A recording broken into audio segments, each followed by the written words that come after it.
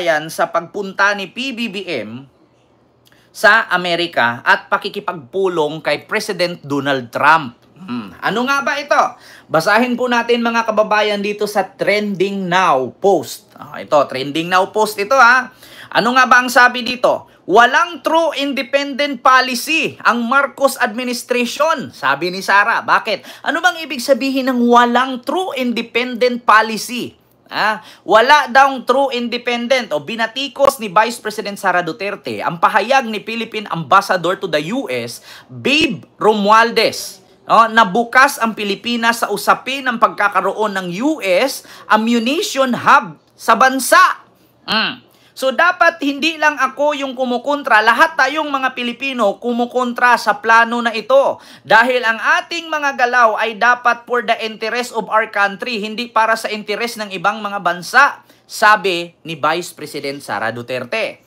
Kung yung ginawa ng gobyerno ay kumikiling sa iisang bansa lang, ibig sabihin nun, wala tayong true independent policy. So, kung si Marcos daw ay doon lang naka-defend sa Amerika, so ibig sabihin daw wala tayong true independent policy. Gusto ko lang pong ibalik mga kababayan. Mag-rewind lang po tayo. Noong panahon po ng presidente ang tatay ni Sara, anong bansa po ang laging dinidikitan ng tatay niya? Di ba China? Naisip mo ba yan, Sara? Ni minsan hindi dumikit ang tatay mo sa Amerika. Ni minsan hindi dumikit ang tatay mo sa Europa. Ni minsan hindi dumikit ang tatay mo sa Arabia. Ang tatay mo'y laging nakadikit sa China. So bakit hindi mo sabihin yan? Nung panahon na ang tatay mo'y dikit ng dikit sa China, meron ba kami na totoong independent policy? Wala. Bakit? Hindi nga namin na ipaglaban yung West Philippine Sea na tinayuan na pala dyan ng sandamakmak na building Diba? Baka hindi mo naisip, Sara. Yan ang ginawa ng tatay mo. Kung ano ang gawain ng lahi ninyo, huwag niyong ibato sa iba na politiko. Tatay mo ang unang gumawa niyan, Sara. Ang tatay mo bukang bibig China. At sinabi pa nga niya, bakit hindi nyo pwedeng gawin? Yung Fujian, gawin nyo, Philippines Province of China. Nandyan naman yung China. Baka nakalimutan mo. Yung tatay mo, puro China ang bukang bibig. Ni minsan si PBBM hindi lang nakabase sa Amerika. At hindi lang naman Amerika ang tumutulong sa atin. Nandyan ang EU, nandyan ang Europe. Nandyan ang Amerika, nandyan ang Australia, nandyan ang Japan, nandyan ang Germany. Nandyan pa nga ang China, minsan kaplastikan pa. Diba? Lakas ng loob mo magsabi na wala tayong true independent policy. Pero yung tatay mo noon, nung siya ang presidente, putang ina, araw-araw, Xi Jinping. Gawin pa ng province of China ang Pilipinas. Tapos sasabihin mo ngayon, pagdating sa administrasyong Marcos, walang true independent policy kasi kung yung ginawa ng gobyerno ay kumikiling sa isang bansa lang, ibig sabihin nun wala tayong true independent policy. Sabi ni Sara, yung tatay mo noon baka nakalimutan mo. Pagdating nga sa sigalot ng Pilipinas at China, wala kang reaksyon na putulan ng daliri yung Philippine Coast Guard. Ni hao, shimaw, nagsabi ka? Wala. May statement ka ba? Wala. Yung binomba ng water cannon ng Chinese Coast Guard ang Filipino Coast Guard, may statement ba mula sa opisina ng Office of the Vice President? Wala. Diba? Yung inagawan ng isda, yung mga Pilipinong mangingisda ng mga ng mga Chinese Coast Guard, may statement ba kayo? Wala. Pero pagdating sa China, anong sabi mo? Ni hao, Xi Pao, Xi Pu, Xi Jinping, gurgur. Pagdating sa kalyado ninyong kinulong kay Kibuloy, agad-agaran kang may statement nung kinulong si Kibuloy. Pagdating na hinuli ang tatay mo, lahat kayo nagsandaka para kayong mga bulating binuhusan ng asin kung saan kayo nagkikiti-kiti. Pero nung mga daliri ng Filipino Coast Guard, naputol dahil tinaga ng Chinese Coast Guard. Statement mo, may nilabas ka ba? Wala. Maskin tinga mo, Sara, wala kang sinabi. Di ba? Walang statement si Sara niyan. Nung binalita sa international, binomba ng water cannon, ni minsan ba may narinig kayo sa mga Duterte's group? Pagdating doon, may narinig ako si Bato makipaggira daw sa West Philippine Sea. Putang ina, hanggang salita lang, wala namang ginawa. Di ba? Yan ang masakit sa inyo. Di ba? Pagdating sa propaganda, paninira kay PBBM, yung mga vlogger ninyo, araw-araw gumawa ng content kahit fake news. Yeah. Pagdating sa kapakanan ng Filipino Coast Guard at sa mga Pilipinong nakipaglaban sa West Philippine Sea, ni hinga, ni utot, ni tinga, wala kaming narinig na statement mula sa inyo. Tapos sasabihin mo ngayon, ang gobyerno kung kumikiling lang sa isang bansa, wala tayong true independent policy. Putang ina. Kapag si PBBM gumawa ng hakbang, tinutudas ninyo. Pinupuna ninyo. Kapag si PBBM gumawa ng hakbang para bawiin kung ano ang para sa atin, sabihin ninyo, makipaglaban ka doon, makipaggera ka doon. So, ibig sabihin ba, porkit powerful ang China, okay lang na agawin yung kalupaan natin? Okay lang na gawin tayong province of China? Baka kasi malaki ang bigay ng China sa inyo. Diba? Pagdating sa usaping droga mula sa China, wala kayong reaksyon.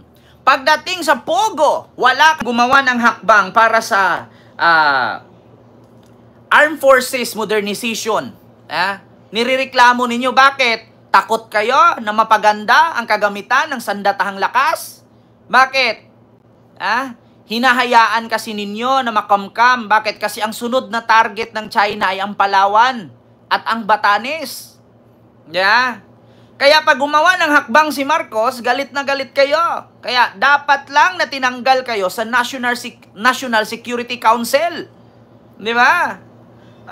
Kasi bakit? Bawat hakbang ni Marcos, nalalaman ng kalaban. Kasi nga, ay Diyos ko, hindi naman Chinese ang spy sa Pilipinas, kundi yung grupo ni Duterte ang spy. Yan yung mga maka-China. Ang dami nga mga dating trabahante ni Duterte, nandun na sa China ngayon nakatira. Hindi ko na pangalanan kung sino. Meron pa nga yung dating PCOO, andun na sa China. Meron pang isang vlogger na kaibigan ni Marlica, nandun na sa China. Kamakailan lang nga lang, inamin nga ng mga vlogger ni Sara na pinunduhan sila para pumunta ng China at mag-aral sila kung paano gumawa ng content na 1 minute lang, masira na. 1 minute lang, magkakagawa ka agad ng video. Di ba nagseminar sila doon? Sino-sino ba yung pumunta sa China? Pinunduhan ng Chinese government para magseminar at turuan paano gumawa ng vlog. Di ba? Inamin yan, di ba? Alam ba ng Pilipinas yan? Hindi. Kayo-kayo lang. Di ba? Kayo-kayo lang. Hindi niyo may tanggi yan. Hindi kami bulag, hindi kami bungol. Ni minsan ba may nakarinig ka ng mga vlogger na sumuporta kay Marcos, pumunta ng Amerika, tinuruan paano mag-vlog?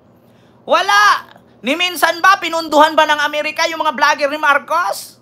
Wala. Pero kami, may narinig kami. Pinunduhan ng Chinese government ang mga vlogger ni Duterte. Yan ang totoo. Kaya nga nakukontempt yung iba Inamin nila lahat sa Quadcom, di ba? Kaya nga nag-iyakan, di ba? Fake news po ako, pasensya na po, inaamin ko po. Di ba? Yan ang masakit.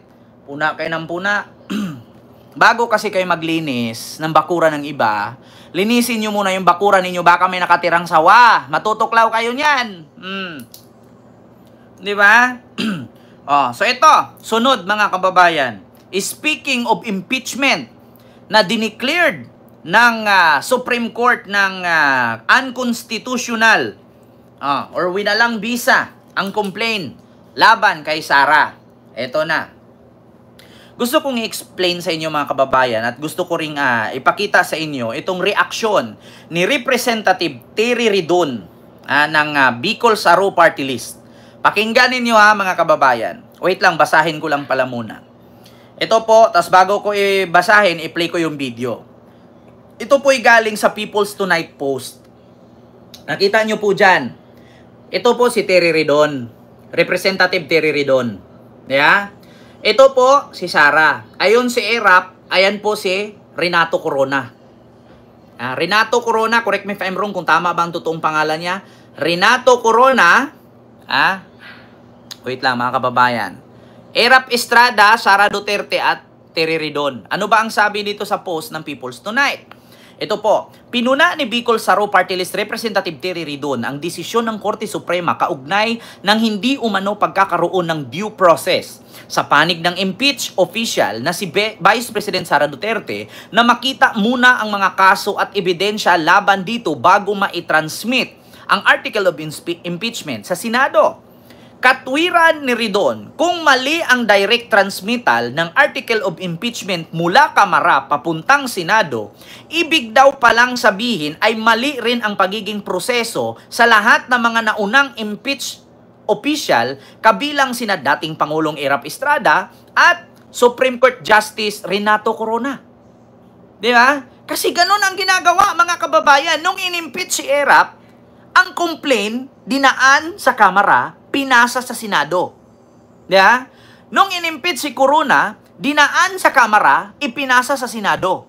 So bakit ngayon, idiniklarang unconstitutional ng Supreme Court na idinaan din naman sa Kamara at pinasa sa Senado? So ibig sabihin daw mga kababayan, kung diniklara daw ng Supreme Court na unconstitutional ang impeachment ni Sara, sumali pala ang impeachment process kina Erap at Corona. Diba? Sabi ni Terry Ridon. Kung ganun pala, mali ang pag-direct transmittal mula Congress to Senate, ganun naman ang ginawa kay Corona at kay Erap noon. Diba? Babasagin nito ang lahat ng mga impeachment complaint ng mga nagdaang panahon. Diba? So, ibig sabihin, kung hindi pala tama ang proseso sa pag-impeach kay Sara or pag-complain. So, ibig sabihin, mali pala si Corona ang pag-impeach kay Corona at kay Erap. So, mananagot ang mga senador at kongresista nito noon.